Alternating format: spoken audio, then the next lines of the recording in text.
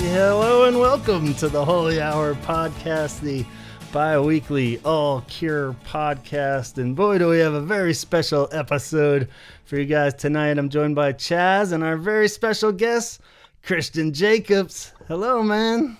Welcome to the Holy Hour. Thanks for having me. Thank you very much for joining us. Holy Hour. Oh, I'm excited. I'm excited to hear everything and to meditate and think and feel.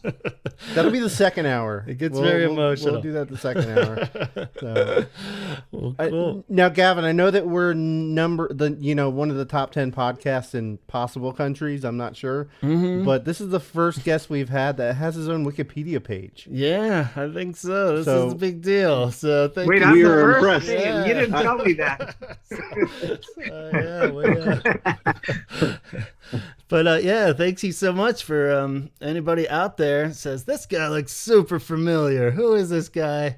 Wasn't even sure if I should full on introduce you as MC Bat Commander of the Aquabats.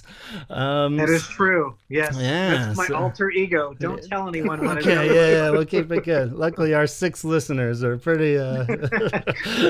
But I figured we could spend the whole damn episode really just going through your awesome resume and all the projects you've been involved in. And the Aquabats never really broke out of the box and became an international phenomenon, and we by design we've been keeping it underground, so this is exactly where we with you guys and your 6 listeners, and we're just keeping it real, keeping it real underground, Nice. We don't want all those mainstream weirdos liking us. We just want the real weirdos. Just gets complicated quick. So. Yeah, we don't want all those fake Walmart punkers to come after us with their money and their credit cards. No way. Soon as Hot Topic starts selling Aquabats and Holy Hour t-shirts, we'll know that we're in trouble. I can't badmouth Hot Topic too bad. I think we sold some shirts through Hot Topic. I'm pretty sure you do. Yeah. There was a time. So does The Cure. Hey, look at that. Hot Topic was the enemy. Yeah, totally. Now it's all like, well, I'll just see if they have any Cure shirts, and then I'll get out real quick. Exactly. Hey, look at all these Naruto shirts. I think I might have to get one of these. Oh man. Well, back in 97, 96, it was the only place I could go to get anything cool was Hot Topic at the Woodbridge Mall in New Jersey. Yeah. So I think for people in Southern California, we obviously we were spoiled with all kinds of different music shops and record stores. And so, Hot Topic was clearly so stinky for Southern California people. But, obviously for a lot of kids, alternative music and punk rock and things like that was kind of like their only place to get it. Yeah. So, you can't really knock it too hard. Yeah. I remember buying T-shirts at the mall kiosks back then. You go through the kiosk and they have every popular punk or metal band at the time, and they're in Hot Topic is where I got my wardrobe to start off. So nice. Hey, whatever it takes, right? There's a couple people I follow on Instagram that are they're incredible record collectors, and they have all kinds of these punk rock records. And one of the guys I follow is from New Jersey, and he every week he's like, look at this haul I got, and it's just all these amazing records, The Cure and the H Artifacts or whatever his name is. Yes, Brian. Yeah, and I'm like, I was texting with him, and he's like, I didn't really start collecting punk rock stuff until the late 80s, early 90s, and I was like, what? Because all the stuff he has, even back in the day, was hard to find. It was really hard to find a lot of that stuff. So kudos to him. But I follow Brian, Ancient Artifacts, and nice. I bought a few records off of him too. He always comes up with these insane hauls. In fact, he just had a really big haul with there's a bunch of Cure stuff in it too. And someone that I bought. Oh yeah. Oh yeah. I bought that one. Yeah, I bought that whole collection from him. Yeah. Yeah. There you go. Yeah. And that was good. Wasn't there there was a oh man, I can't remember everything that there, but there was a walk 7-inch, wasn't there? Yes, there was. Just sold, and was it the Close to Me single? And there was a bunch of good stuff. Yeah, In Between Days, like a Japanese pressing, and yeah, there was Cult. I'm a Cult Hero 7-inch. Yeah, what's the 7-inch with all the mouths on it? Which one is that one? Jumping Someone Else's Train. Jumping Someone Else's Train. Yeah, that was. Did you get that one too? Yeah. I think I already have it, but I was like, oh, I gotta get that. So that I'm at that. I feel terrible now. No, I'm at that stage in my life where I'm like, oh, I've been impulse shopping for so long that sometimes I buy something and I already have that. What am I doing? And then you can't really take it back. And then you have doubles and triples of things. And like, collecting is crazy because I don't know. It never ends. There's no end. I finally have it all. There's just no way, So we were just talking about that on a little mini episode we did where Chaz is in it to win it kind of level where I'm kind of like, it's hard to just get in that point, like once you've got like a good collection going, it's all like, all right, you can splurge on those rarities and stuff, but it's all like it's almost weirder if you don't really have that started yet and then you buy the one really expensive 7-inch, it's like it's just kind of out of place. There's this one little rare thing, so totally. I keep everything else is pretty easy to get, and then there's a couple of jewels. You're like, yeah. I'm not sure where that line is. I have my list of white whales that I'll never be able to obtain, but it is what it is. You never know. I think the trick, and you guys kind of, by honing in on the Cure, I think that's the trick with collecting is if you stick to one or two things that you collect, then you'll probably get a really amazing collection. Yeah. But when you kind of shotgun collect, that's a bad idea.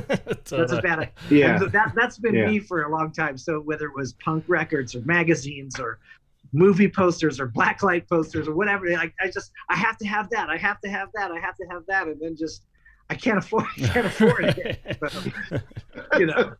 But I have been able to get a few cool things over the years. And some of that stuff I got back in the day too, just wasn't even not even thinking about collecting, but just buying records. I'm surprised even any of my records survived from the 80s. But I was able to keep a good grip of them, but some of them got lost along the way, and I had to replace them. With the pandemic this last year, collecting vinyl wasn't really a part of my collecting thing. I was really into Japanese toys I still am, but I'm at that level with the Japanese toys where it's like I can't really go any higher unless I'm like Bill Gates or something, where it's like there's no justifying buying $1,000 toys. There's just not. Especially when you have kids, and your kids are like, oh, is that for me? It's like, no, this is mine. So it's fun to look at them and think about it, but I just, I'm kind of, but going back to this last year, kind of being stuck at home and listening to music and going through my old records and opening those gatefolds and just being like, man, vinyl is cool. And I guess it's weird because people have been collecting vinyl and been really into collecting vinyl for a long, long time. And even back in the 80s, people were collecting records and things like that when records were the only thing you could collect.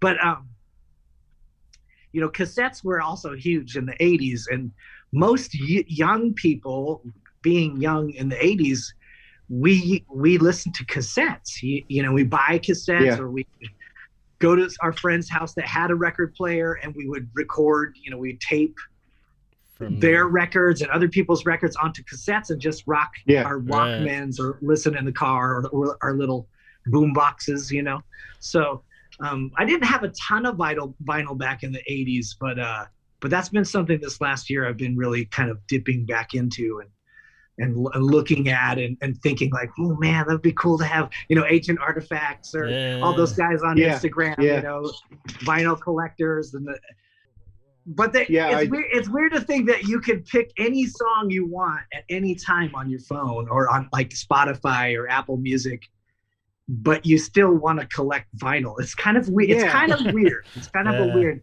That weight and that blown up artwork, and it's something physical that you can hold on to that just has so much power behind it than like an MP3. But yeah, I do love the accessibility. It's great, you know, but like there's nothing compares to like picking up that record and like getting that rush through your fingers and everything. It's great. I love it. Having things that are tangible, you can feel the energy coming from it. Yeah. And so like when you have something like a Cure record or a 7-inch, it just feels like you're owning a piece of that band in a way. You're like you've got a piece of it, and it's like this magical, you know, the Cure is obviously a magical band. They're very magic. And having one of their records, it's like having a piece of that magic. So that's pretty cool. That's pretty cool. Yeah. Right. Yeah. Especially if you do grab the old originals, you know, it is more like got that artifact feel to it too. Like this was the one from, you know, that time frame and stuff. And it just kind of like how many people have listened to this, and you just kind of can go down that path too. Also makes it a lot of fun. So. Right. Or like just you can feel it in the paper and just the way it was printed out. It just feels like another time. Like it does feel like they're kind of like relics these days, you know, like even the materials they used and the ink they used it's just different now. So things don't feel like they're made to last like they were in the past, you know. Things nowadays feel very disposable, and so it's kind of like vinyl music is the last kind of bastion of artifacts from a civilization that has now gone digital, and it's now like once they pull the plug, it's all gone. Right. You know what I mean? Yeah. We'll be out there with our crank machines still being able to play our music. So it's MP3s. It's on my cloud, but I don't know where my cloud is. You know, I can't find my cloud. So what's the cloud? It's like I know where my records are. There's that movie. I don't know why I thought of this, but there's that movie with Tom Cruise, and it's called like Oblivion or something like that. Yeah. It's the one Morgan where he's Freeman? like. Yes. Yes. But he has this like secret place out in the woods where it's like a little cabin, and there's a record player, and he plays music. But then he patrols this zone, right, in this dystopian future, and he's found this place where this is actual cabin in nature, and there's stuff from the past there in the cabin, and it kind of sparks his memory of the past world. You know what I'm talking about, right? Yeah. Anyway, I've seen that in a couple of movies too. I kind of feel like we're more and more heading to that, like where he's in his future world, like pod or whatever, and he can have whatever food or listen to whatever music he wants, but there's just something missing. There's just something missing, and that's that like real, tangible stuff that was made by humans and not robots, kind of a thing that. Anyway, I don't know why. This has to do with the Cure, but it's definitely fun to talk about. It all connects, man. It all connects. Well, you guys just we'll come full circle eventually. No worries. Just get me out of it. I love the stream of thoughts. They always connect somewhere or another. But I mean, I guess going back to the olden days, there, where did the Cure start with you? Were they a band that you caught on to fairly? In your younger days? I grew up in Los Angeles, and you know, in LA we had, and I've been talking about this a lot lately, but we had KROQ, K Rock, you know, and K Rock, you know, Rodney Bingenheimer had a show on K Rock, and you know, Richard Blade, and all these people that, you know, brought new music into LA, and I think probably into most of the Western United States. New music, like what became alternative music, came in through K-Rock in the beginning. And so in the late 70s, early 80s, you know, I could be driving down the street, and I drive through Hollywood, and we drive past the Starwood, and we'd see people with orange hair and mohawks and spikes and be like, ooh, that's cool. And then you hear about K-Rock from kids at school. And so just from an early age, like 10, 11-ish, we started listening to K-Rock a lot. And the music was so interesting. It was just, every band was so super different. And some bands were punk, and then some bands were, Brian Eno and Babies on Fire, or like English Beat eventually with like, Mirror in the Bathroom, and like all these weird, they played all kinds of different music. Man. And it was so fascinating. Anyway, long story short, so that's kind of my first exposure to The Cure was through K-Rock. And I think it was Boys Don't Cry. But I could be wrong.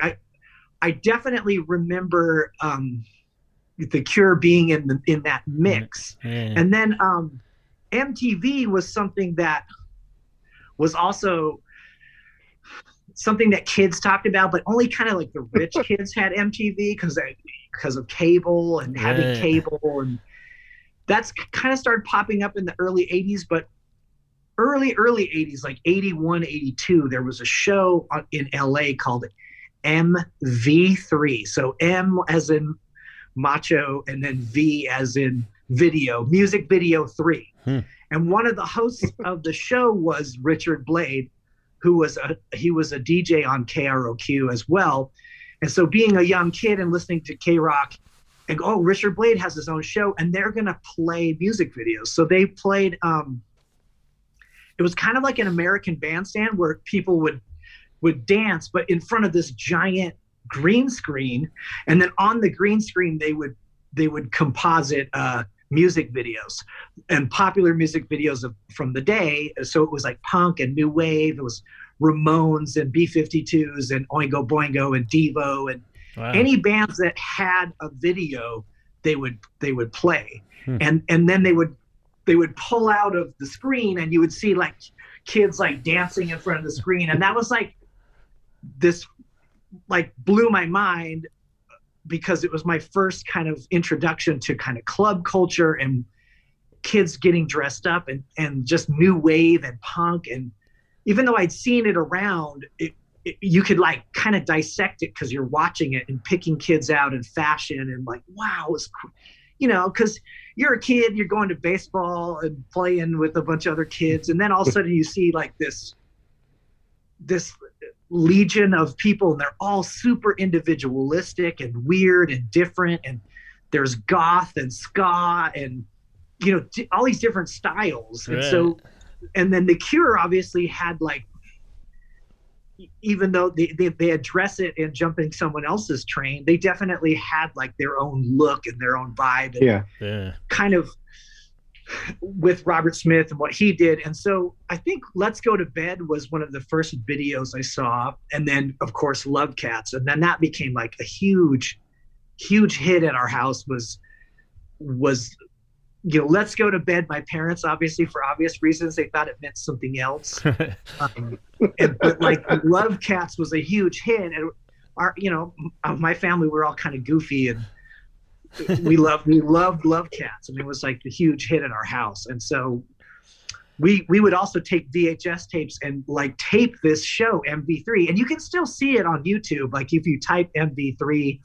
Richard Blade, you'll see what I'm talking about. But I mean, they also had live performances from bands. So they had Oingo Boingo on the show, they had The Clash. It was crazy. Like, cool. And it was just this small, almost felt like a cable access version of MTV, but it would be like if American Bandstand, but it was programmed by the guys from K-Rock. So Richard Blade was a big influence on it. But that was kind of like the first Cure awakening. Was like, I mean, because Let's Go to Bed and Love Cats are a little more, I guess, commercial. Love Cats probably is one of their most like pop accessible hits. It's definitely in the top 5 of their most poppiest songs, that like you wouldn't ever think that this band would be the same band that would sing Lullaby or Disintegrate, some of these other songs, because it's upbeat and fun. But I think that was the portal into, The Cure was like, hey, come on in, this is fun. And then pretty soon you're watching Static on the TV, listening to the record. We've commented numerous times on this show how it's funny how it always seems like the pop is what hooks everybody, and then and then once you're in there, you're like, ooh, what's this dark era? What is this? And then you start to get into the heavier stuff, and then some people just get where they turn totally on the pop. It's always like pop versus the dark Cure or whatever. But right. Well, I'm definitely I'm definitely more on the pop side of the Cure and that's by choice because I just like how it's still melancholy and yet it's like still poppy. So a couple years later, a couple years after Love Cats and Let's Go to Bed were pretty popular and they're big rotation on the radio. I think I was in 8th grade or no, 7th grade, definitely 7th grade. And Head on the Door came out, and In Between Days was like that song. Even now, I'm just getting the chills. Like that song at that time, like I'm in 7th grade, there was this girl that I really, really liked. And anyway, as it happens to 7th graders, she was in my grade. And so, of course, one of the 9th grade boys, like, whisked her away and kind of broke my heart or whatever. And then, like, a lot of the girls in my grade wouldn't even hang out with us anymore because they were all kind of, like, whisked off by the 8th and 9th graders. And the 7th grade boys were just like, we were just... we couldn't, we had no chance with the girls. We just had no chance. So when In Between Days came on, and I can still remember to this day, like sitting in my room and that song came on the radio and it just like, it broke my heart. And at the same time, it was like, it has this hope feeling in the song. Like it feels hopeful, but it's also like a sad song, and man, and I was like, from that moment on, I was like, okay, this band is amazing, and that's definitely one of my favorite songs, obviously, from The Cure is In Between Days, and that one. Still now, I listen to it and I get the chills because it's like a happy, sad song. It's like a really happy song that's happy, sad. Yep. Never gets old. It's like never. I swear, I know, and I could listen to that song 10 times in a row, and I would still want to hear it again. It's like it's one of their greatest songs, and they have so many good songs, but that's definitely one of the songs that. And that's just like, the perfect example of the ones too of like that scenario of the being young, that middle school age or something, and everything turns away, but Robert's there, he's always there to sweep you up. It's gonna be all right, and it's just like totally. A song for every occasion. Yeah, exactly. Right, and you kind of automatically feel a little like alienated and like a weirdo because you're changing and you're 7th grade and you're like. We were called scrubs in 7th grade. We were the scrubs and we were outsiders, and the popular kids made fun of us and threw milk at us. And then even our girls, our peers wouldn't hang out with us. And so it was like this kind of awkward time. And then that was the time where it's like, okay, this is my band. Definitely one of my bands, and I think, I'm sure you guys have talked about this on the show, but Trent Reznor, in his speech where he inducted The Cure into the Rock and Roll Hall of Fame, he alluded to that as well, right? In his speech, where it was like he felt like a weirdo and an alien, an outsider, and then he heard The Cure and he was like, "These are my people, and this is it." They gave him hope. Yeah, especially just like definitely hit home when Gavin and I were both there, and that hit home, and you could feel it in the crowd. That was just like the speech was very well received. So it was. It's emotional. It's emotional, like listening to it because it's not just about The Cure. It just touches upon this feeling that we all have at some point, that we're lost and we're alone, and there's no one out there. But then knowing that the Cure does what they do, and the songs they write, it just captures that feeling so well that it gives you hope that it's okay, and it's definitely therapeutic. Yeah. So I can see why this is the show, the holiness of the Cure, because it's true. Yeah.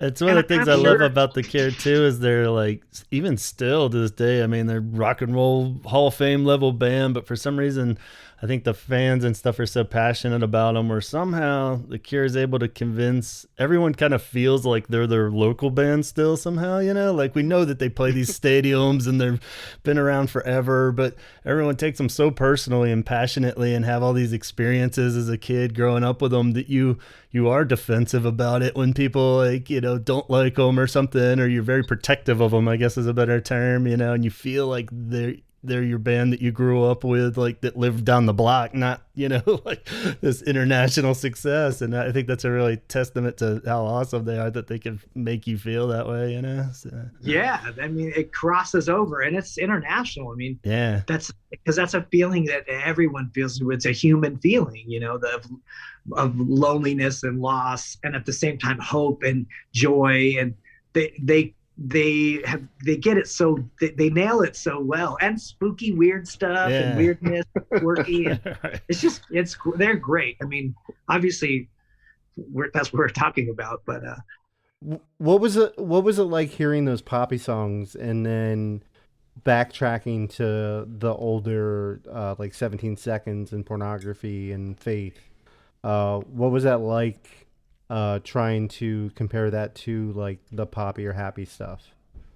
Yeah, so, you know, really, I was skating on the surface of the Cure for a long time, and I didn't actually start dipping into it until, like, you know, high school, junior high and high school, and then you know, you always think that the old stuff is better. You know, I always think the old stuff is better, and then you go back and listen to, you know, 10:15 on a Saturday night, or Killing an Arab, or you listen to those old, you know, songs, and you're like, wow, they're just so stripped down. And even like The Forest is one of my favorite songs of the Cure. Obviously, it's dark and it's weird, but it's still kind of poppy.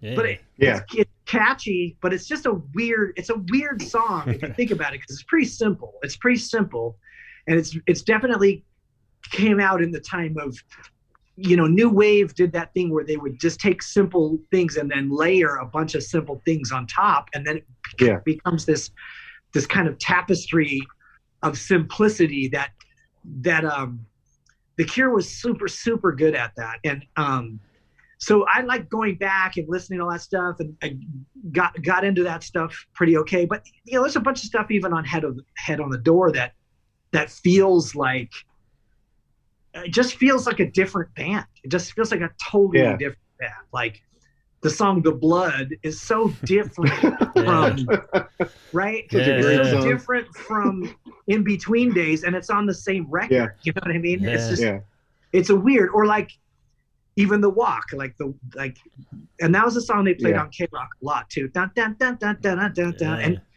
that song is so different from so many other songs on that record. It's like, and that was fun. I think that was a cool thing about New Wave in general, or that time period of music, was it was kind of, it was experimental in the way that bands wanted to make songs all sound different. And then, you know, it goes in cycles where, you know, music comes around and whatever's popular, then bands want to write the same song, or, you know, they want to keep writing the same music over and over again to keep getting hits. But that's what was awesome about the Cure, is it never felt like they were trying to write hits. They were just writing interesting music. Like, I mean, think about the Caterpillar. Like, that song is so different. It's so different than The Forest, or even like Boys Don't Cry is a simple, almost like Beatles-y kind of a song. And then you go to the Caterpillar and you're like, what the heck is this? This is crazy. And And I'm just trying to think of songs off the top of my head, but all those songs work so well live, though. That's what's amazing about that band, is that you go see them and they'll play that wide variety of sound. Yeah, it somehow meshes still. It's still cohesive somehow. Or it's like, how do these all fit?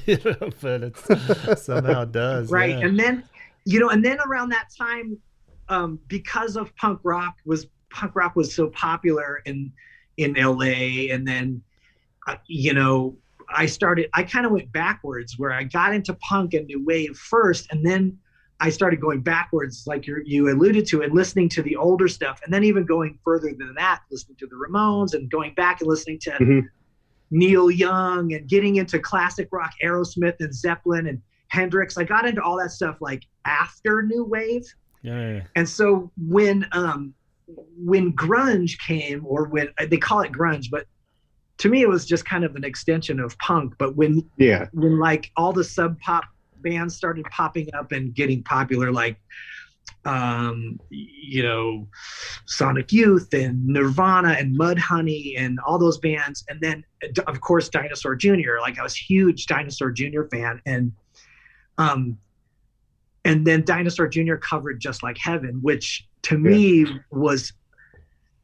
still might be the greatest Cure song of all the songs, because it's so sad and it's so happy at the same time. It's like the apex of all. It's like the ultimate terrible story about losing your girl, and at the same time it's like, it's just like heaven. It's just it's a insanely awesome song.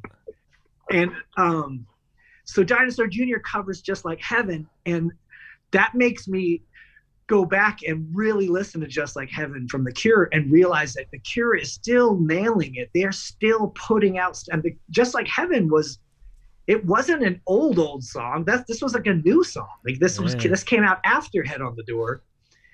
And so it was interesting that these new bands, it's one thing when like a new band or a punk band covers a 20 or 30-year-old song, but Dinosaur Jr. was covering a song that was like 3 years old. 2 years old. Yeah. It had just come out. And to me, that was like another like sign on the road that said The Cure is the best. Like this band, but I love Dinosaur Jr. They were so heavy and just gnarly guitars, and then they did this really heavy cover of Just Like Heaven, and it just made me go back and listen, and I realized that The Cure's version is so good. It's untouchable. Like you can't touch it. It's so good. It makes you cry and smile at the same time. It's so weird. What does that? It's our wedding. My wife and our wedding song.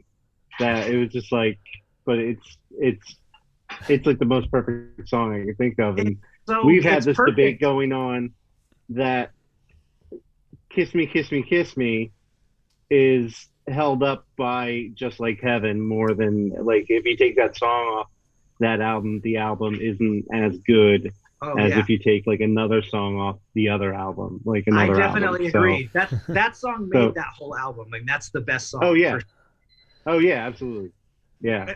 But anyway, so The Cure it's one of those bands that's just it keeps doing amazing things. Like there's the Mint Car song that they were playing a lot on the radio, but they're still coming out with great music.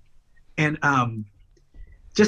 Robert Smith knows how to write songs. He's just so good. He's just a genius. I can't say it more than that, really. But so as your fandom, there's a couple bands. Go ahead. Sorry. I was just gonna say. Then I guess you're saying, as your fandom over the years, then do you feel like it's been something you've stuck with, or you've ever diminished over time to come back in and out? I think it's definitely been.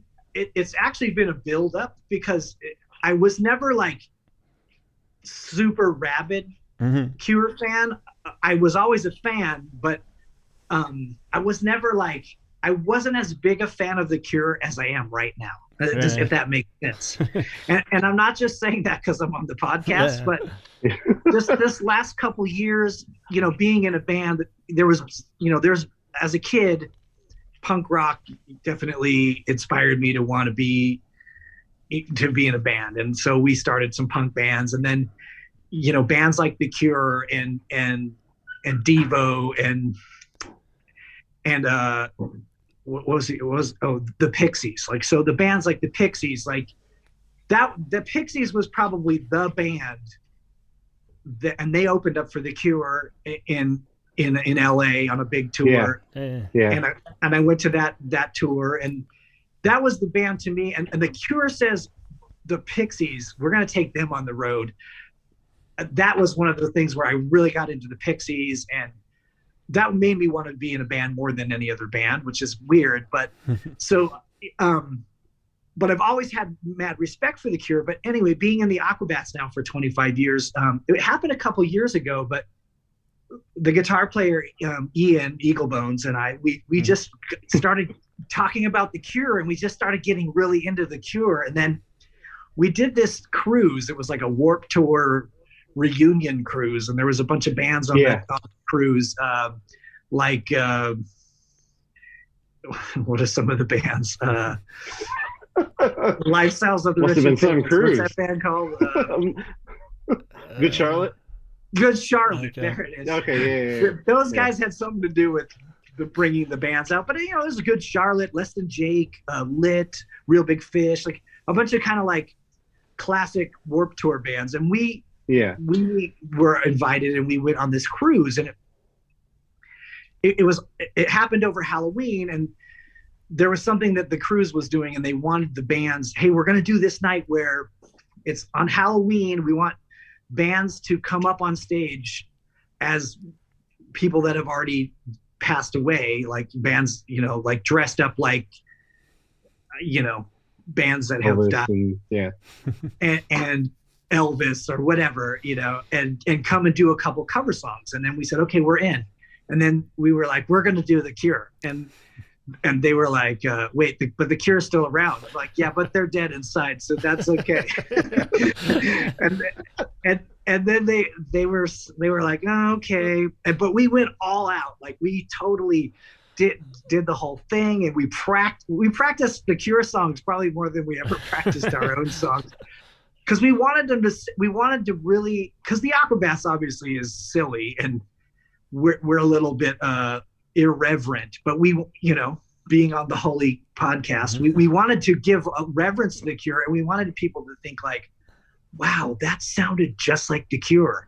Instead of the Aquabats coming up and doing like a ska version of Just Like Heaven, like, oh, that just like, I just get cringy when I think about that. And I do know there are other bands that have covered Cure songs and made them like ska songs, and it's just like, to me, that is like, if we're talking religiously, that's blasphemy, man. You can't do that. Like, you just don't ruin the Cure songs with that. Like, pick it up, Just Like Heaven. Like, oh, it's just like, it's so cringy to me. But so anyway, we wanted to be really faithful to The Cure and just nail it. And, we did Just Like Heaven, and we did In Between Days. I think we did Love Song, and I think we only did 4 songs.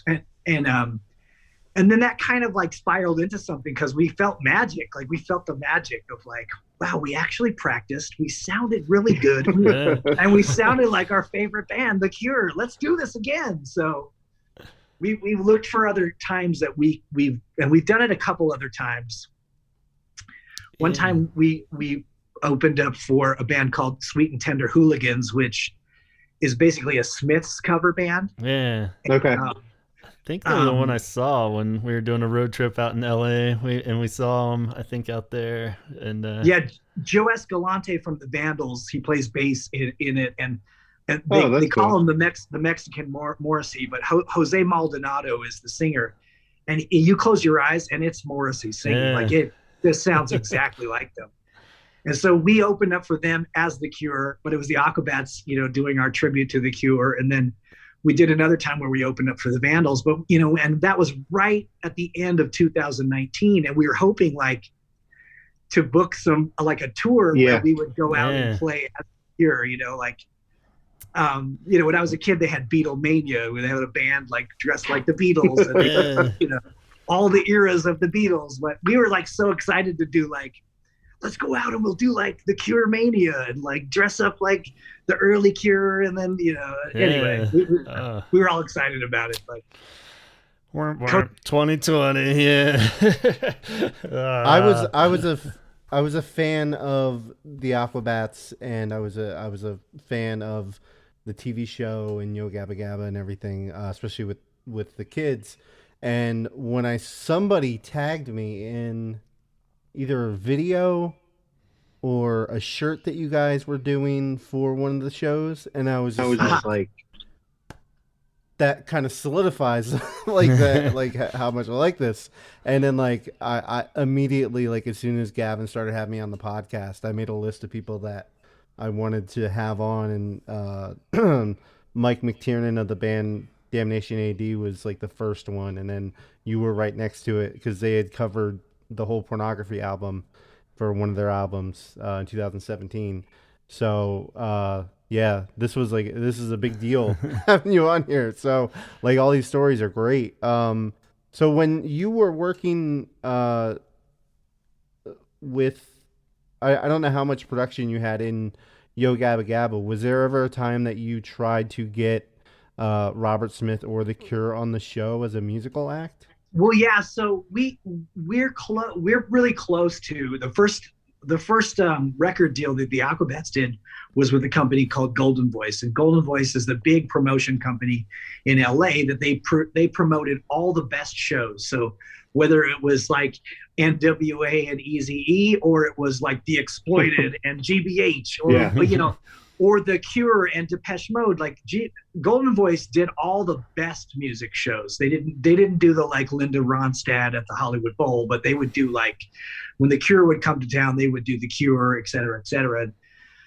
So we tried a few things to try to get The Cure to be on the show. In fact, one of our business manager for a while, we had a business manager, and a guy that worked there was a guy named Gary Biddles, who was in the band Presence, which was a band that was it Lowell Tolhurst did, or after he left. Yeah, Gary was in the band with Lowell, and Gary was a roadie for The Cure for many years, and Gary was, he's from England. He was always like, "Hey, you want to go meet Robert and the team?" And I was like, "Yes, please."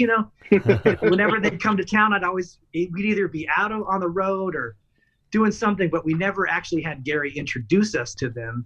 But there were times like we got close. Like I worked for Golden Voice off and on in between being on tour, and so when The Cure did Coachella, I was there, and there was a funny story back in the day. We did try to have The Cure on, and if Yo Gabba Gabba ever comes back, I mean, mark my words now, that will be one of my first phone calls. It's like, we got a perfect match, even if it's just Robert. But we there's a thing that K-Rock does every summer called the Weenie Roast, and it kind of defined what those radio shows, it's kind of like, hey, we're doing this thing, and if your band comes and plays for free, we'll keep playing you on the radio. It was one of those, like, it's kind of like an extortion festival is what I used to consider those, like, and all the radio stations do them now, like the Christmas shows but K-Rock kind of started that, like, we're going to do this summer concert and invite some of our biggest bands that we play on the radio to come play for free. And, if they play for free, then we'll promise to push their new record and stuff like that. It's a little weird, but like, anyway, for music fans, it's awesome. But, behind the curtain, that like some of the bands aren't that excited to be there because they're doing it because they're kind of forced into that. But one year, The Cure played the Weenie Roast. They headlined it, and I think Radiohead played that year, and the Foo Fighters played that year. So it was a big year.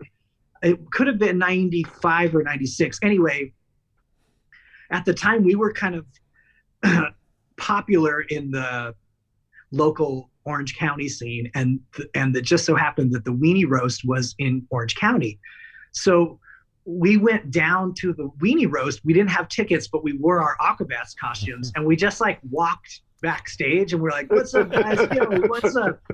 And we totally got in, and we had a camera crew, and we were filming and doing stuff. And the security just thought we were supposed to be there because they're like, oh, it's the Aquabats, you know, they're a band, so they're supposed to be here. But we didn't have passes. We were just like, and we were cruising around like trying to interview people and talk to people. And the best thing about it was like at the very end of the night, you know, people stand on the sides of the stage to watch bands. The security was sweeping everybody off because The Cure is coming on, family and friends only. If you don't have this special pass, there was like a special Cure pass. If you didn't have the Cure pass, you got kicked off the side of the stage. And for some reason, the security was still like, Aquabats, you're okay. But everyone else, out of here, out of here. So Awesome. we're literally on the side of the stage watching The Cure, their whole set, with like 3 or 4 other people, and the security even went and got us chairs so we could sit down. We were like sitting right, like so super close to like poor old Thompson and his guitar, and it was epic. And you know, Robert Smith walked right past us, and he's a big dude. Like I was surprised how big he is, because you know he's kind of in the videos he's a little shy and demure, but then when he walks past you, he's like, and with his hair obviously makes the hair bigger, adds a few inches. He's a big guy. He's a big dude. Like he's tall, and it was awesome. Like we were so stoked. That was a highlight of probably definitely the early days. We got to watch The Cure. We didn't pay for a ticket. We just snuck in. So you're like sitting next to his mom or something, probably. Yeah, totally. It was like friends that they had, like, and family and cousins and stuff. And they were all looking at us like, what are these guys doing here? And like, the only downside was we had to wear our costumes all day. But you know, hey, if you had to wear a superhero costume all day and stand next to The Cure for free, then why wouldn't you? Right? Well worth it. Yeah. That's we're awesome. Like, we're security. Yeah. I'm going to put you guys in touch with my friend Otis. So my friend Otis Bartholomew, he went by the moniker O back in the 80s, and he shot photos for Flipside magazine, for Thrasher magazine, Transworld magazine. Wow. He's an old skateboard photographer. Maybe you've heard of him. But back in the have you heard of him? No, I don't think so. Sorry. So Otis Bartholomew, and I'll put you in touch with him because he would be great to have on this. But he's actually he has some great stories about The Cure, because he was tour managing Dinosaur Jr. back in the day when they were on tour with The Cure, because they opened up for The Cure a couple times as well. And he has like awesome stories about exchanges about Just Like Heaven and how they're kind of ribbing each other about it. And, you know, Robert Smith said that was his favorite Dinosaur Jr. song was Just Like Heaven, and, which is kind of a famous quote. But the crazy thing is, and I'll put O in touch with you guys to be on the show, because he has great Cure stories. And he has Cure stories from way back in the 70s, and then obviously in the 80s as well. And he's like me, and he won't shut up either. But I'll have him tell you guys the story about how he challenged Robert Smith to ping pong. And Robert Smith, they had a ping pong table on tour with him, and they'd have ping pong battles. Like you would think like Robert Smith just probably thinking about music all day, but he's actually playing ping pong. Otis said he's a really good ping pong player. Wow. Is it like Prince with Charlie Murphy on the Chappelle Show, where he's just dominating him? Like it's totally like basketball, trick shots and everything. Like Prince. Yeah, totally. Yeah, Otis says he's really good. He's really good. Nice. So sounds awesome. That'd be rad. Yeah, and he's a big music guy, and he has a lot of good Cure stories. And he knows Robert, like he has his phone number, and they talk to each other, and they became friends through ping pong of all things, which is kind of great. That's awesome. That's amazing. Cool deal. Anyway, so your question just spiraled into like a 40-minute. No, it's fine. That's amazing. That's what this show is 90% of the time. Totally. So we have to backtrack on like everything that we've said. Yeah, it's all good. So you think you'll stick to doing some Cure tribute shows with the Aquabats? I hope so.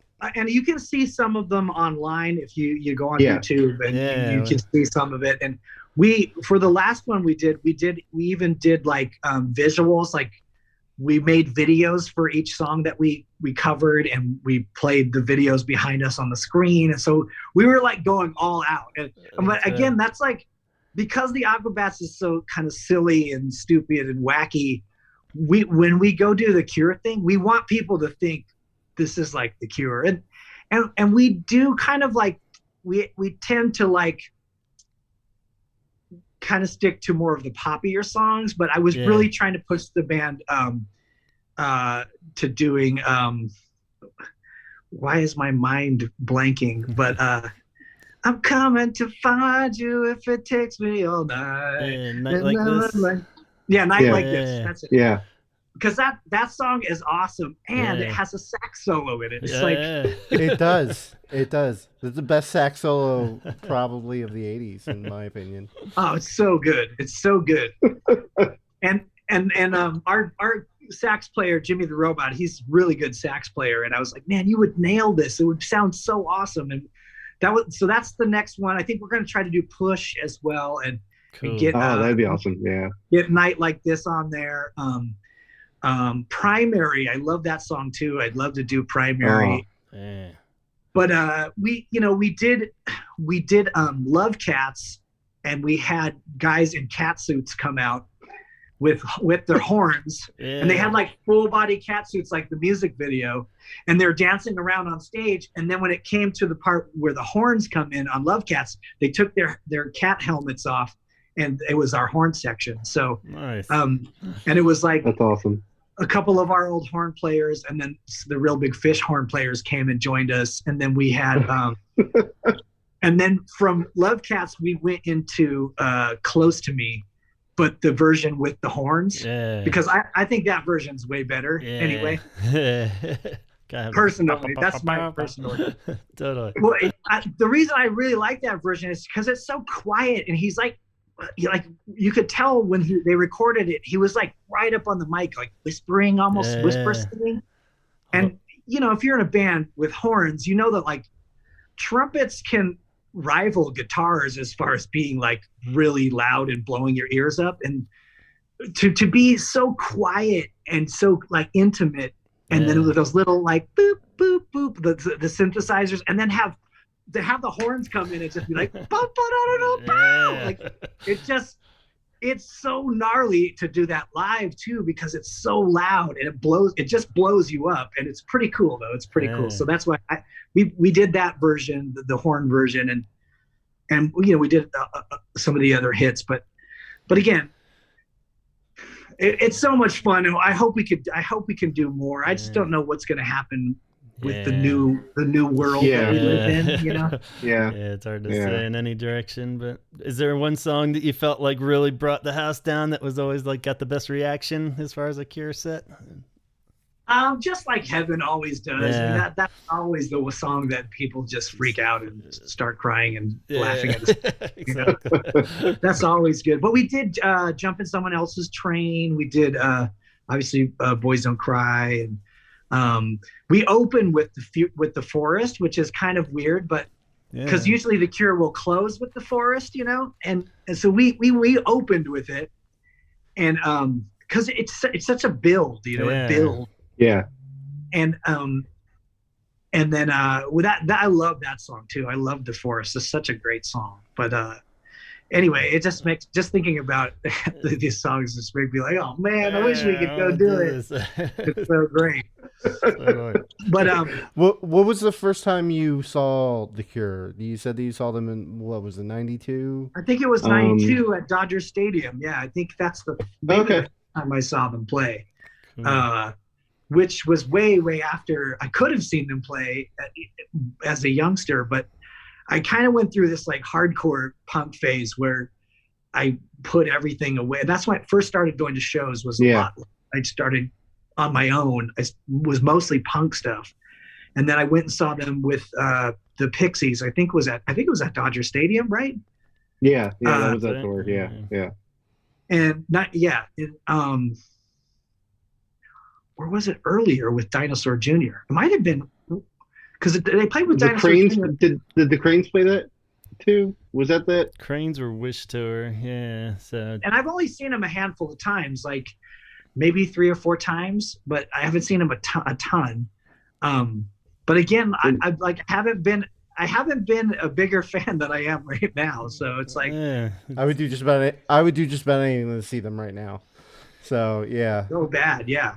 Yeah. I was gonna say seeing them on stage has to count for like 4 or 5 times. Like, yeah, that one at the Weenie Roast was like, and I'd seen him before, and then I saw that time was really, really special because it was just right on stage. And you know, when you really like a band, though, you don't really want to be on stage with them because it doesn't sound as good on stage because you're listening to the monitors. You're not listening to the full sound out in the crowd. And so even though it was cool being on stage and being that close and like watching the intricacies of, you know, Mr. Thompson playing and seeing, you know, it doesn't sound as good as it did when you're out in the crowd and you're right there in the center by the center monitors listening to it. And it is what it is, you know. I mean, I've seen a lot of bands from the stage that it's rare that you're on stage and you're getting the full like great sound of a band if you're like on the side of the stage, you know. But if you're in the front, that's cool. But do you feel like your regular fan base of Aquabats is pretty receptive of like when you do Cure shows too? Like, does it have much crossover, or do you notice it being a drastically different crowd when you do those shows? Well, I think the thing with the Aquabats is, you know, since Yo Gabba Gabba and then the Aquabats Super Show, like our TV show, we have, you know, DRI had the crossover album, the famous like metal skanker guy. Yeah. But I think the Aquabats like legit have the craziest crossover audience. Like we have people that are our age and older that get all the references and they like The Cure and they like rock. And then we have like literally little kids, like really little kids and soccer moms and moms that bring their kids and they think it's going to be like Power Rangers on ice or something. Like they don't realize it's that we're a band and we play songs and people jump around and dance and bump around. And so I think part of our crowd loves the fact that we like The Cure, and then the other half of the crowd is like, what? I don't know what is that? You know, they don't know. And they just think the Aquabats are being being weird again. Yeah. But I kind of like that. I like to be able to introduce a younger generation to not just our music, but I feel like our music is so influenced by so many, you know, amazing giants like The Cure. And if we have an opportunity to introduce younger kids to The Cure, I think that's cool. Yeah, you know, definitely. That's awesome. What does it say about the band as a musician and somebody in a band? What's it say about The Cure to have such a broad fan base? Because like we've covered stuff like on cover episodes where we have like, you know, Norwegian death metal covering a forest, and then we have country bands playing, you know, just like Heaven, and it's such a wide variety of fans. And like even you go to a show, it's just a wide variety of people. Or like what do you say Adele about doing that? love songs. Yeah. Right. Yeah. Again, it just speaks to the songwriting, and David Bowie had that. Robert Smith has that. Clearly, you know, Lennon and McCartney had that. I think on a lesser known scale, but you know, Charles Thompson or, you know, Frank Black, Black Francis from the Pixies, he is an amazing songwriter as well and super influential, but just somehow, some way didn't connect like everybody else did as well. And you know, there's a lot of really great songwriters out there that write really great songs that connect with people. And you know, Robert Smith, for what it's worth, it's interesting. Again, you put a different costume on somebody singing his song, and it like wildfire appeals to everybody. You know, but it kind of speaks to a little bit to what the Aquabats have always kind of been about, and that's like what we're wearing, it's like our uniform, but there's like this uniform that comes into, it's like your brand. It's like the Cure brand. It's goth, it's dark, it's weird, but it's not really. It touches upon those things, but because of the hair and the eyeliner, it feels like, in a way, it's like it's captured, but the song speaks so well to such a big audience that it that's where it becomes this mass appeal, because you hear the song and if you don't see Robert Smith first and you hear the song, you're in, But for some people, they see Robert Smith and they go like, oh my gosh, this is even better than I thought. Yeah. And then some people are turned off by it. It's like, I remember in the 80s, like Culture Club got a big bad rap with a lot of kids at school, and they were like, that guy wears makeup, and like he's a blank and blankety blank, and have you heard him sing? He's an amazing singer. Like they're great. Boy George is a great singer, and their songs were great. But again, like, because the brand was like not mainstream, is like, and I think England was kind of on point with, as far as like doing alternative branding way back when, and America is a little slower to catch on to that. Yeah. But anyway, I know that doesn't have that much to do with it, but yeah, clearly, it's clearly the Cure songs, Robert's songs, they resonate so well with so many people, that I think that Cure would even be bigger, could even be bigger if people would just look past the stigma, or they look past the like what they think it is, and just unplug your mind and just get in, listen to it, and it's amazing, right? Because so many of those hits weren't even hits. We've always joked about that as far as like chart success and stuff. I mean, really, only like Love Song and Friday I'm in Love, but I mean, like even like Just Like Heaven, I think it was like 50 something on the Billboard, if it even made it that high. Even it wasn't really a hit till way later. I think it's those kind of factors where you wonder if it had just been some super boring looking dude up there singing, it could have been a bigger pop hit, but right. Or if it was like, in the 80s, like some Hulk Hogan guy waving an American flag, like goes back,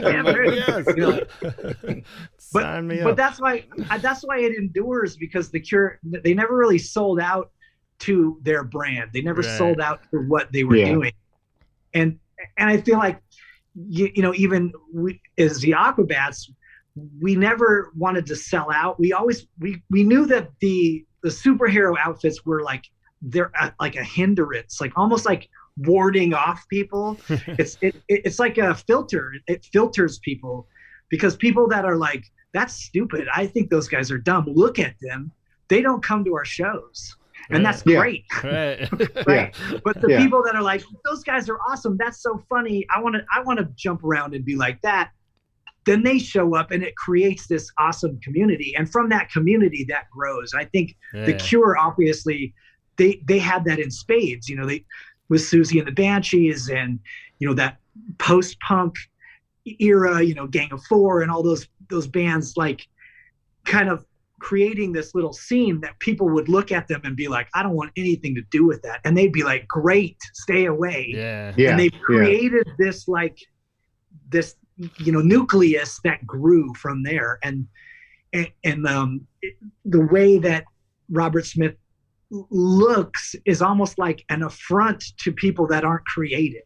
It's like people that are like not creative, or just like, you look dumb. He's it's like he's stoked that they're like they don't want anything to do with him, and I think that's pretty genius, because what he's done now, and I think there's a lot of bands that had tried to do that more in the 80s, and that's not to appeal to the mainstream, but to appeal to a creative mind, creative minds, appeal to kids that do feel on the outside, but need a team. They need someone to like, that's being an individual, and that's what I did like a lot about, even in the 80s. It felt like whether it was in skateboarding or music, it really like amplified the individuality of the bands. Yeah. That the 60s had started, and then it kind of jumped over the 70s where everyone became corduroy and like looked the same. But then it really exploded in the 80s where every band had to have their own individual like feeling, not just and not just musically, but also the look, you know, and that's obviously the, you know, the gene pool that I grew up in, seeing all these different bands. And then when I started a band, like I didn't want to look or sound like any other band. I wanted to be totally different, you know, and obviously you can't be totally different musically, but you know what I mean? Like that's why obviously so much respect for The Cure for doing something that they're writing these amazing, beautiful songs and they're almost repelling a certain group of people away on purpose in a way, you know? And when you really dig in, I mean, there's been tons of examples of him just like totally 180ing the whole sound, even if they start to get to, you know, like even with Disintegration coming right after Kiss Me, they're starting to break through the mainstream a little too much even. So he's like always kind of throwing the monkey wrench in there, even with their sound. I'm like, okay, now we're going dark, you know, or you know, like Love Cats, where everyone's like, what? they were just doing pornography like a year earlier, you know? Totally. So like, or think about like, well, Kiss Me, Why Can't I Be You? Into Disintegration, like totally different. Totally. And even like the color palettes on the album covers are so totally different. You know, we did an episode about that.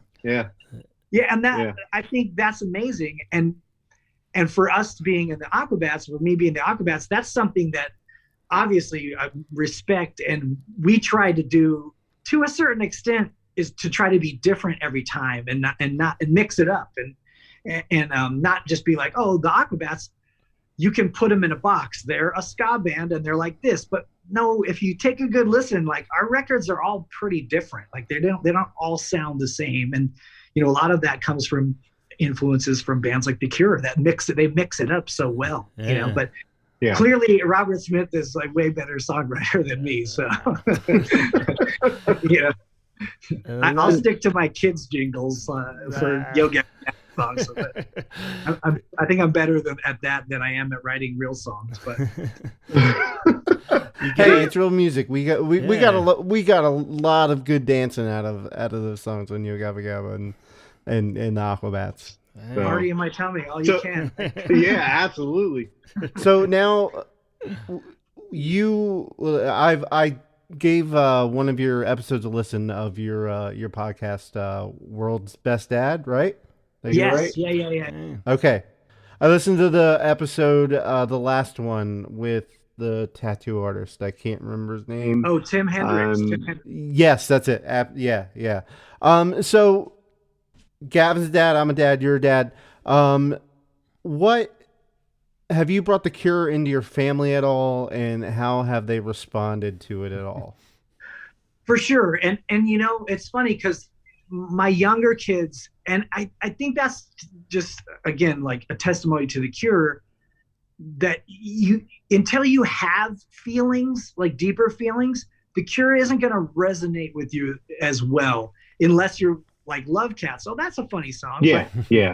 But you're not going to really catch the nuance of just like Heaven or In Between Days or some of those melancholy songs, or even the deeper, darker ones.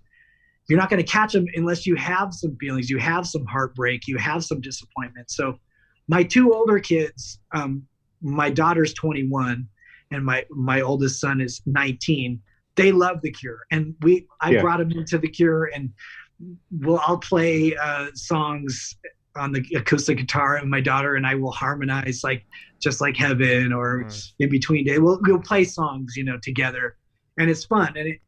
And I think they dig it. They really like The Cure because again, it feels like there's a maturity to a lot of The Cure songs that they really don't turn on until you have gone through some of that heartache and heartbreak, loneliness, Right. A lot of that stuff doesn't start happening until junior high school. So, and nowadays I feel like it's pushing even further. Like, there's kind of like with phones and stuff, it feels like there's a bit, kids are getting all kinds of knowledge from all, information, but they're not actually going out and like connecting with people, which I've noticed with my kids. Like when I was in 6th and 7th grade, I was involved in doing things I probably should have never been doing. I was around things, and there just wasn't those kind of like distractions with video games and phones and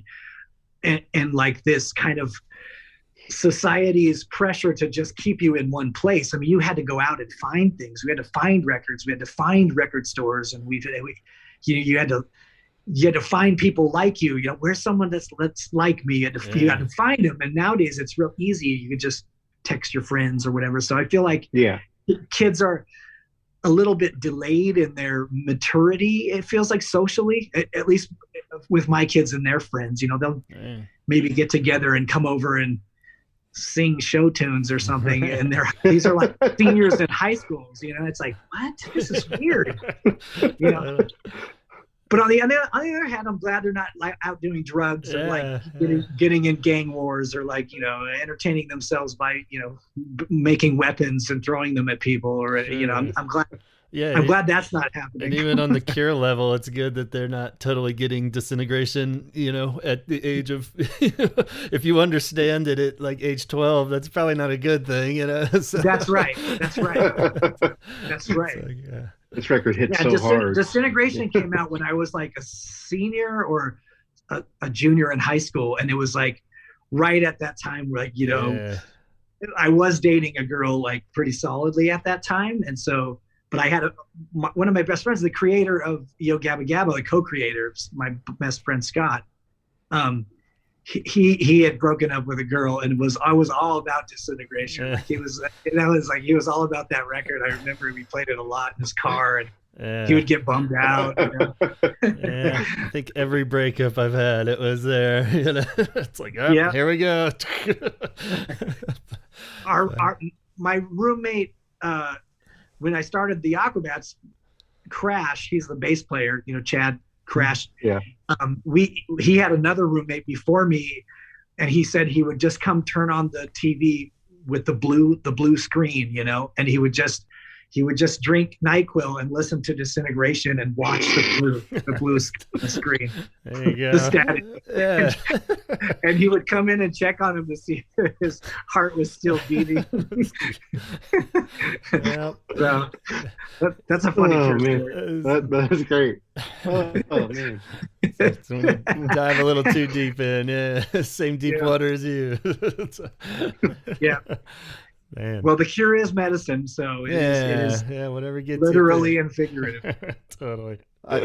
I sat on my hammock in the middle of a rainstorm and listened to Disintegration like a couple of 2-3 years ago. Yeah. Like, wife and I were having an argument, and I just went outside, put my earbuds in, put my hoodie on, and just sat in the rain for like a half hour. And it was like, oh. And it's funny because bummed. It kind of made you feel better, right? I mean, it's so therapeutic.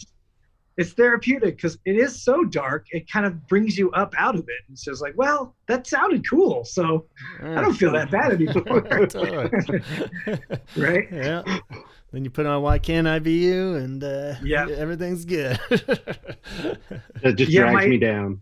My son we love Lullaby, and obviously that's a great song too. And we watched the video together, my oldest son, and he was like, "This is amazing, Dad." So it was 2019. There's people online that make awesome action figures. They're like one-off, custom figures. Yeah. And some guy he made Robert Smith action figures, but they were the Lullaby figures. I don't know if you've seen those. Whoa, no, but no. I got my son one for Christmas, and he was so stoked. It was they're like that's full awesome. on teased out hair and then like pajamas, and it's. So I'll send you a picture of it so you guys can. Oh, absolutely, that's rad. Yeah, that's awesome. That'd be cool. Yeah, jeez. Yeah. I don't know if you've seen it, but it's pretty cool. I'll show it to you. So. No, I don't think I've seen this. Have you, Chaz? Yeah. No, I haven't. I'm still trying to track down the Garbage Pail Kid cards they did for The Cure a couple years ago. That'd be cool. Yeah. So nice. There's also that the movie Cobra from the 80s with Sylvester Stallone. They Photoshop Robert Smith's face on that. That's funny too. Pretty good. Awesome. He's the cure, you know. Yeah. Crime is the disease, and this is the cure. Yeah. Totally. Anyway, funny joke. Gavin. Yes. Are you? How are you with questions? I know that you had some other questions that you had to ask. I just couldn't let you go without asking you a quick version of your experiences on Gleaming the Cube. I found out. Yes, that was one of my childhood favorite movies, and I just wondered if you had any just all around good experience, or what was that like? Yeah. So, obviously I was real into skateboarding in the 80s, and I was super into all the Bones Brigade videos. And my agent said, "Hey, I heard, I know you can skateboard. There's this movie they're making, and would you like to go try out for it?" And I'm like, "Of course." And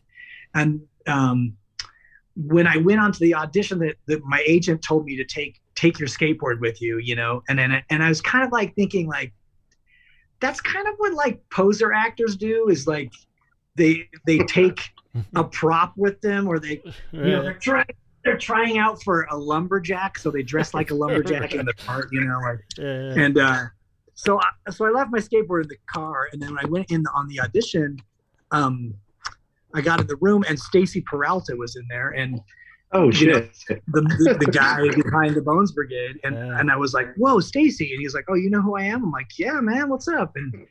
And we got talking, and I read for the part, and he said right afterwards, he is Christian. You're really cool, man. That's awesome. And you've been skating. And he was like, "What do you like to skate?" I was like, "I like pools." Anyway, long story short, he told me right on the spot that I was too young for the part. He's like, "We're looking for someone a little older." And I was like, "Stacy, no, man, like, in all the skate crews, there's always a little grommet. There's always the young guy. There's always there's always the kid." And he started laughing. He's like, "You're right. That's true." And I'm like, "I'm perfect for that. I'm perfect." And he started laughing. He's like, "Okay, well, I'll think about it." And so then, I went home, and I think he called, my agent called a couple hours later and said, "You got the part." And I was so stoked. I mean, that was the dream come true right there, because that's all I wanted to do was skateboard. I didn't want to go to school, obviously, but I was so into skating at the time. And it was Tony Hawk and Tommy Guerrero. Like the whole crew there. And Stacy was the second unit director, and he would bring Lance Mountain in, and Nadas came down all the time because he was friends with Tommy Guerrero. And Max, the other actor who could skate on the show, was Max Perlich. He was really good friends with Christian Hosoi, so Christian Hosoi was always on set, and it was crazy. It was really fun, but that ruined my career in school, because I had bad grades, and if you have bad grades, you can't get a work permit. So I went and took this special test, like a proficiency test, that basically exempted me from having grades, which also in essence made it so I didn't have to go to school, so that I could work, because I had this special circumstance, you pay the right people and you take the right test. Yeah, that was super easy. And it's like, anyway, I dropped out of school for like 8 weeks and did Gleaming the Cube down in Orange County, and it definitely ruined my school career, because I didn't want to go back to school after that, because hanging out with all those guys, and afterwards, Tony Hawk was like, "Come down, stay at my house," and just got to be friends with those guys, and it was really cool, because being with those guys, I was nowhere near their level skate wise, but to them that wasn't important. It was just being a cool person and just being nice and being a good person. That did it. As long as you liked skating, it didn't matter if you could ollie as high as them or do a McTwist. It didn't really matter. Just be cool. And so it was fun. We had a lot of fun together, and I learned a lot about, being a young independent person too in business, because those guys were all like young guys, but they were thinking about business even at a young age, because they kind of had to, so and those that was cool. That was a lot of fun.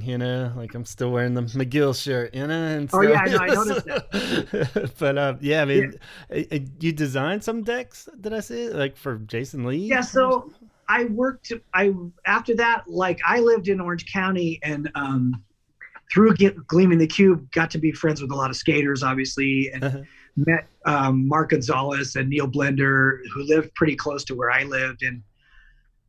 And then right around that time, Jason Lee was moving in with Mark Gonzalez, and Mark was still on Vision at the time. And Mark was amazing. We would just go down to his house at like 10 o'clock at night, and we'd stay up all night and skate, and then go to sleep at like 10 o'clock in the morning and sleep all day and skate. Awesome fun times. So when Jason and Mark started Blind Skateboards, Jason asked if I would do some graphics for him, and I ended up doing a couple boards for Jason. I ended up doing a board for Steve Barra, which was I did a painting and for Tony Hawk, and they gave it to Tony Hawk. Actually sold it to him, but which I feel bad about. He was like, I like that painting. And I was like, I'll sell it to you. But he looked at me like, dude, I'm Tony Hawk. Just give me the book. Give me the painting. You're good. I should have. I've always feel guilty about that. But anyway, that became a Steve Barra board. And I've done some other graphics too. But yeah, it was a lot of fun. And hanging out with Jason and Mark, and, introducing Jason to some acting agents and friends. And then again, of course, his career took off, and it's been fun to see all that stuff. It's weird. As weird as it is, Awesome. We saw Tony Hawk do that Friday I'm in Love cover. Yeah, see, it does connect. That was a big surprise. On Masked Singer, yeah. I'm going to have to razz him about that a little bit, because he also did the English accent with it too, like Friday. Yeah, definitely. He was going for it. That's awesome. I'm glad he picked that song. But Tony was always a big Cure fan too. It's funny, like the stuff that Tony liked and the stuff that he didn't like. Yeah. Like I liked Echo and the Bunnymen a lot too. Like obviously I was a big Echo and the Bunnymen fan, and they did the cover of the Doors song, so I was like into the Doors as well. And Tony Hawk used to wreck on me for liking the Doors, and I'm like, why? He's like, I can't stand the Doors. I'm like, why? He's like, they have an organ. It's like going to church listening to their music. Like, I guess you're right. And like, so every time I hear the Doors now, and I hear the I think of Tony Hawk wrecking on me for liking the Doors. So that's fun. Well, it's been great talking to you guys. I should probably Thank you very much. We appreciate it. I was going to ask you one more thing, and I can't remember it. Guess it wasn't that important.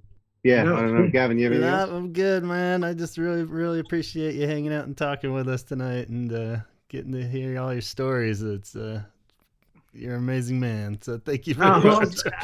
Well, again, like I'll introduce you to Otis, and hopefully he'll come on. He has a lot of really cool like rock stories and Cure stories, and he could answer a lot of like kind of deep cuts questions and stuff about that, because awesome. he knows those guys really well. So awesome. Unfortunately I haven't met them yet, but again, if we can get Yo Gabba Gabba back, we'll mark my words, we'll get the Cure on there one way or the other. It seems like a match made in heaven, so I don't know. Well, just like him. Yes.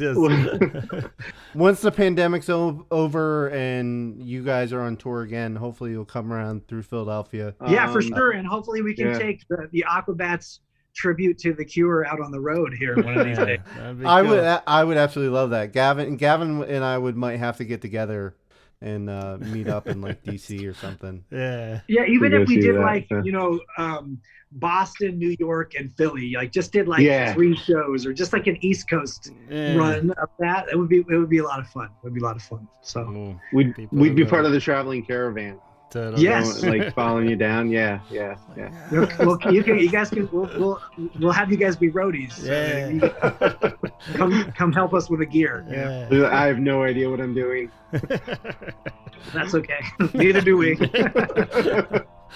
Well, thank you very much. We really, really appreciate it. This has been an honor. Hey, thanks, guys. And you guys make cool stuff too. So I'm gonna hit you up about. Thank you. Oh, thanks, man. Well, good. Great to meet you guys. Nice to meet Great you. to meet you too. All right. And we'll talk Thank soon. you very much. Take it easy. Thank you. All right, guys. Good night. See ya. Bye-bye. Bye.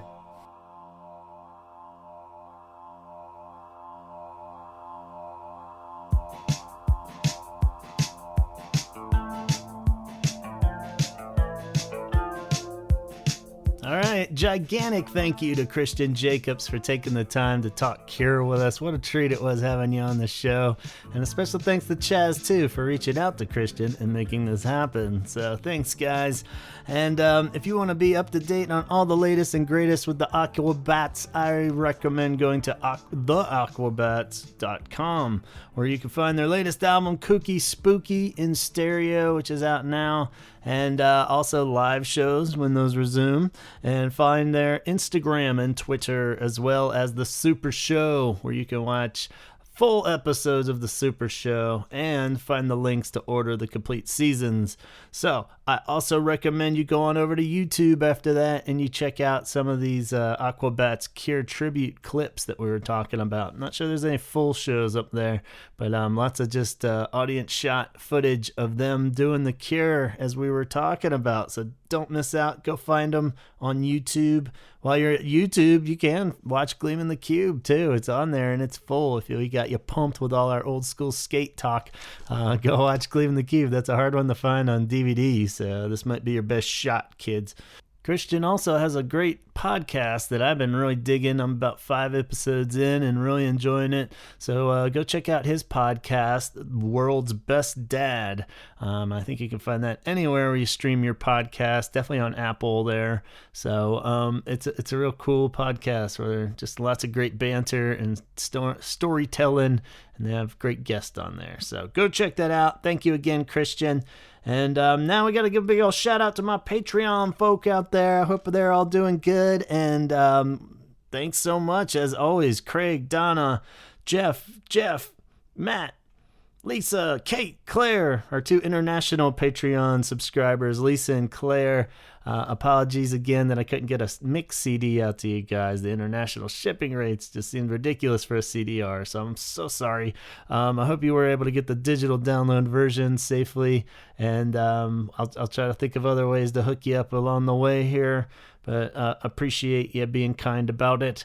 And everybody else out there, I hope you got your mixed CDs by now. Everyone should have one. If you got it and it was broken too, please don't hesitate to let me know. I'll send you another one. I was sending them really on the cheap, just sticking them in an envelope. So if it was broken, no worries. I'll send you another. Please let me know.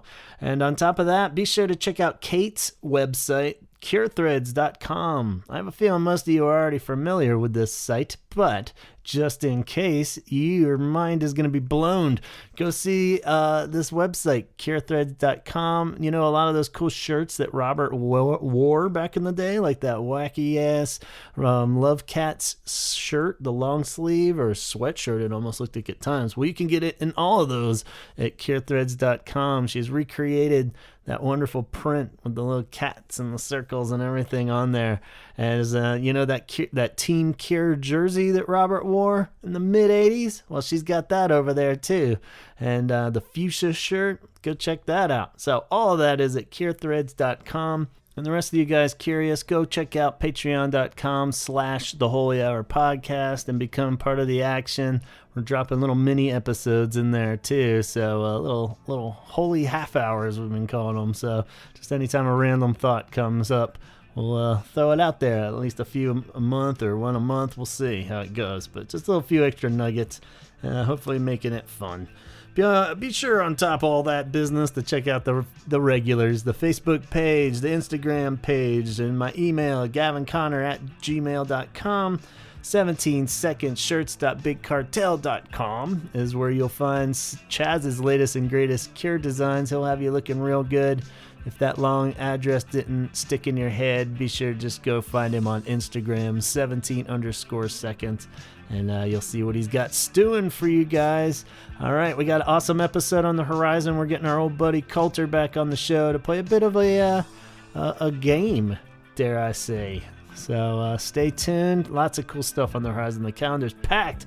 Faith is about to have a 40th birthday. Oh my God. So until then, take care out there. Thanks again, Christian Jacobs, Chaz. You guys are lovely, and we'll catch you soon.